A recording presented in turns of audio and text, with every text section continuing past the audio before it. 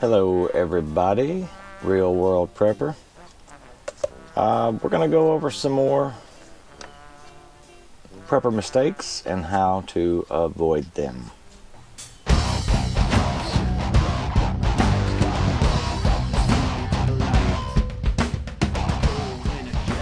Hey guys, it is RWP here, and it is early morning. I mean, it's not that early, I suppose. It's Saturday, so it feels more early. I do have to go to work. I have to work a half a day today. So I've got just about a half hour or so before I have to strike out. Everybody's asleep in the house, and I'm having my cup of coffee. One of, will probably be about 4 of those once I get to work. At any rate, if you've been keeping up, this would be volume 4 on the prepper mistakes and how to avoid them. And I'm sorry if my energy level is low. I'm just still trying to get going. Not to mention, today I am particularly stove up. If any of you guys have watched many of my videos, you know that I've mentioned that I have an autoimmune issue that causes me pain and inflammation at times. For the most part, it stays under control, and I can keep it under control, but I'm pretty well hurting today. So, or at least at this point, early in the day. Let's pick it up at number 19. I wanted to say also, I mentioned that for 2 reasons. 1, because I'm feeling it, and 2, because this one talks a little bit about, one of these things talks a little bit about pharmaceutical drugs, and I'll get to that. Excuse me. So number 19, storing all your preps in one location. This is tough for a lot of people. If you only have one home, you don't have close relatives or friends where you can stash stuff. If you don't have a big piece of land where you could put things in different places, or a separate piece of land from your home, still you can put together a suitcase or duffel bag, or and store that stuff at somebody else's house maybe, or the Mylar bags and food grade buckets. Seal that stuff up real good, bury some stuff. There's lots of ways to do that. If an alternative location is not practical to you, consider storing things in various locations in your own home. So that if somebody did come looking, sure, they're going to go look in the pantry for food. They're going to look through your drawers for valuables and things like that. So if you can move things around, that's gonna at least help minimize what might get taken. Just in a natural disaster sort of scenario, let's say you have a basement. You keep a bunch of stuff down in your basement. Well, if the basement floods, all that stuff may be rendered worthless. So, don't keep it all in the basement. So that's number 19, storing all your preps in one location. That is one of the mistakes, and those are some ways you can avoid that. Excuse me. Number 20, forgetting about those with special needs. For those of you that have special needs, children or family members or group members, a bird just flew in my shop and flew back out. I've got the door open. Literally, a bird just flew in my shop and flew back out. That was weird. So forgetting about those with special needs. Think about special situations in your household that will need to be addressed. In any survival situation, this could include your children, your pets, someone with physical or mental challenges, the elderly. If you've got any of these in your group, you go about your daily routine in normal times, and they have their meds or their carekeepers or whatever your things are. But take note of the things you'll need for those people or pets. In a post-SHTF scenario, when you've got to fend for yourself out of your own home, out of your own stash. For example, have you considered, for your wife or daughters, feminine products? canes, walkers, manually operated wheelchairs. I know that my dad requires a walking stick. Really, he should be doing more than that, but that's what he uses, is a walking stick. He's just not real steady. He can still get up and go, but he's not real steady. So, you know, these are things to think about when you're stocking up on things. All right. This next one moves into, this is number 21, and it moves into more of a survival skill scenario, I guess. Failure to practice self-defense. Now, this is one I'm guilty of. You know, I practice with my firearms, target shooting. What I don't do enough of is on-the-go sort of what I'd call tactical training. You know, if you had to be on the offense or on the defense and on the move, those types of things. We do some of that stuff. If you saw my shoot video, what was it? Guns, explosions, fire, whatever I called it, which was a fun day. But out there at my buddy's land, in that same place, we have some different areas that we didn't cover in that video, where we have pistol courses. We have sort of real life or more real life scenarioed obstacle type courses and things where we do timed drills and things like that. We don't do it enough. I don't do it enough, I should say. But not only that, I mean, do you know how to fight? You know, I'm not real great at it. Don't like doing it. Haven't done it in a long time. A real fight.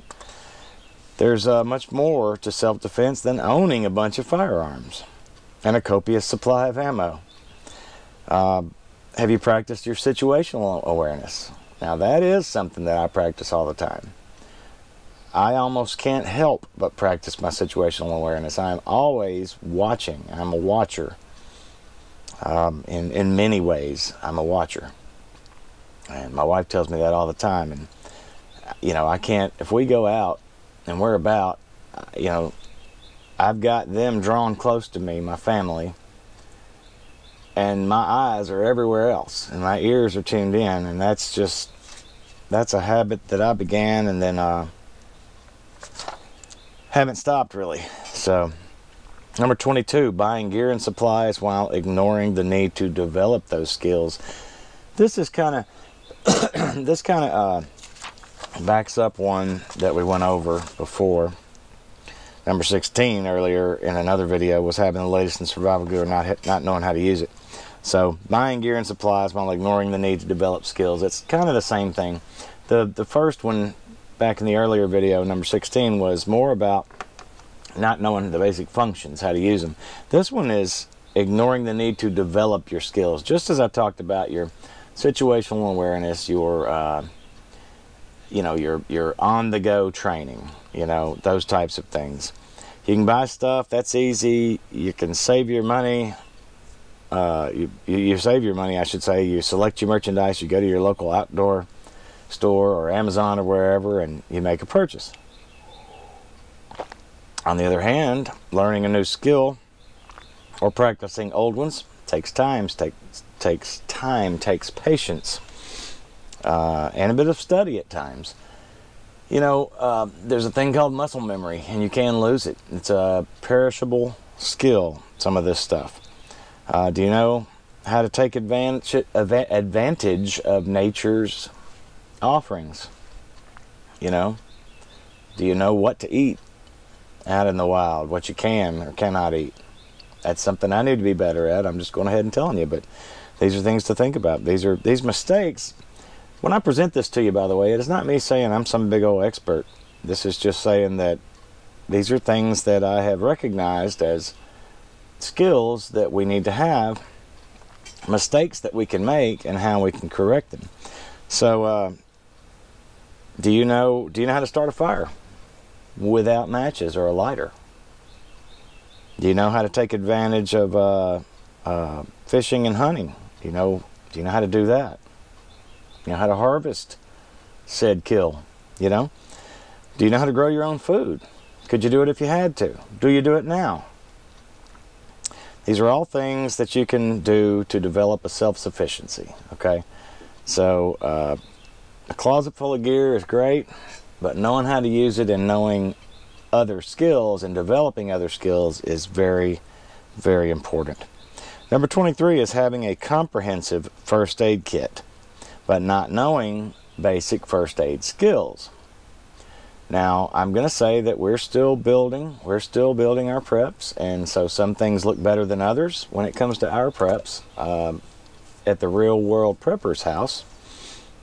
But we have a pretty fair first aid setup, and we have some knowledge based on the fact that my mother and my sister are both nurses, and so a lot of skills we've gleaned that way, but experts we're not, okay? A robust first aid kit is a given. Sorry, I'm reading here and it's early again. First cup of coffee. Having a robust first aid kit is a given, as is having a supply of emergency medicines. But what about knowing CPR or cleaning or dressing an open wound that is bleeding profusely? Many communities offer free or low-cost classes on first aid, so now might be a good time for you to enroll in one of those. Number 24, and if we're keeping to the 6 per episode, I guess I'm going to call it with this one. Number 24, tossing out expired drugs because the pharmacy tells you to do so. Now this goes right in line to me with food stores. Now, I recommend a diversified food storage, okay? You know, long-term freeze-dried stuff, canned stuff ready to go, MREs if you can stand them, you know, obviously water from various sources, so on and so forth. I mean, the list could go on and on and on. And just like I would tell you, or you may have heard, and if you hadn't, I'm going to tell you, you take a canned good, say a can of beans, whatever it is, and I could show you an example right now. I could go over here and pull from bunches of stuff, but there's a best by date on it. Notice it's a best by date. This product is best by this date, according to them. I can tell you that a best by date on a canned good that is not dented or rusted, or that you can all of a sudden feel a give in the can, most likely is going to be good for an easy 10 years past that best by date. Okay, so in the same way, pharmaceutical medicines, now with the food, I'll say this, with the food, it may be that you get further along past that best by date, and the food, it may lose some flavor, its color may fade, you know, because a lot of dyes are in some of this stuff. You know, it may not be as good as it was. That's why they say best by. So in the same regard, some of these medicines may lose a little of their potency, but they are not, you know, don't throw that stuff out. Antibiotics especially. Learn what you can now about alternatives also to traditional medicines, such as herbs and essential oils. Brush up on what you need to know about fish oils, antibiotics, all kinds of stuff for survival situations. So, and that's why I brought up earlier, you know, this deal of mine, and I don't want to just harp on it, but you know, I've got to keep anti-inflammatories handy. They're just over-the-counter anti-inflammatories, okay? Because when I get stove up, like I am this morning, it is difficult for me to move about and do normal things.